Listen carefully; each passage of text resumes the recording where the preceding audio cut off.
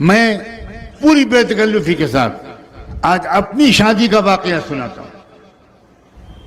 شاید کچھ نوجوانوں کے اندر غیرت جاگ جائے. میرا رشتہ جس خاندان میں طے ہونے لگا، اعلیٰ درجے کا دیندار خاندان، یو پی کے تبلیغی جماعت کے امیر کی بیٹی حضرت شاہ عبد القادر رائے پوری رحمۃ اللہ علیہ کے خاص الخاص تربیت یافتہ کی بیٹی. اس کے باوجود میں نے ایک خط لکھا اس لڑکی کے نام جس کے ساتھ میری شادی ہونے والی تھی، اور اپنی بڑی بہن کو وہ خط لکھ کر دیا اور کہا کہ آپ اس کو پڑھ لیجئے اور ان صاحبزادی تک اس کو پہنچا دیجئے. میں نے اس خط میں سلام مسنون کے بعد یہ لکھا کہ میری 3 شادیاں ہو چکی ہیں، اگر چوتھی بیوی بننے کے لیے آپ تیار ہوں تو میں اس رشتے کو منظور کروں گا، اور آپ کے والدین بھی اسی صورت میں اس رشتے کو منظور کریں. میری 3 شادیاں ہو چکی ہیں. آپ سب بھی حونک بنے بیٹھے.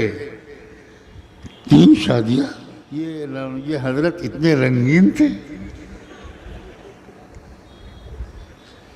نوجوانی میں یہ جوش، یہ حوصلہ، یہاں ایک سے ہی ٹیڑھے ہوئے جا رہے ہیں.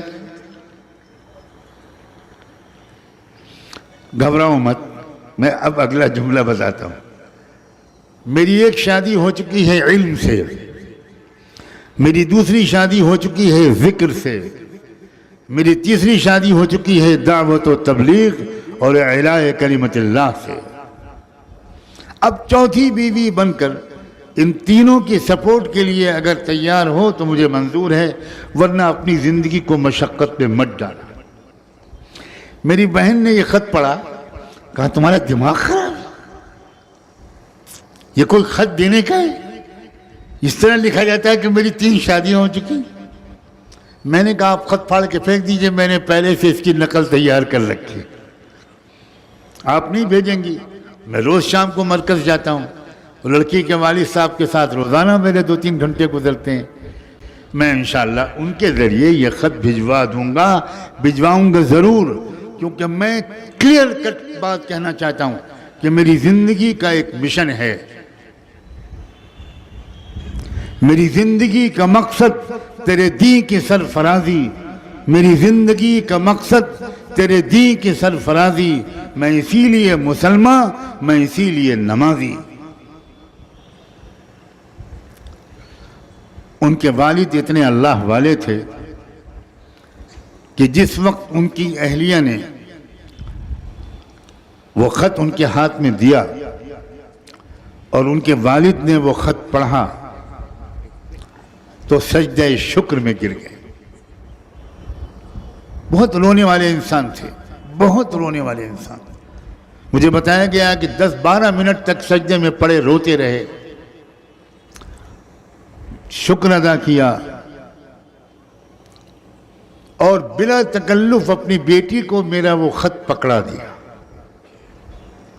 کہ مولانا سجاد میاں کا یہ خط تمہارے نام آیا ہے، تم اکیلے میں اس کو پڑھ لو. بیچاری بری طرح شرما گئی ہوگی. خط پڑھا تو میں کیا بتاؤں، میں کیسے اللہ کا شکر ادا کروں. اس نے نیچے اس خط میں اپنے قلم سے ایک لائن لکھا کہ میں ہر مہینے میں 3 روزے اس پر شکر کی نیت سے مرتے دم تک ادا رکھوں اس نعمت پر. میں کب سے اس طرح کی دعائیں چپکے مانگ رہی تھی.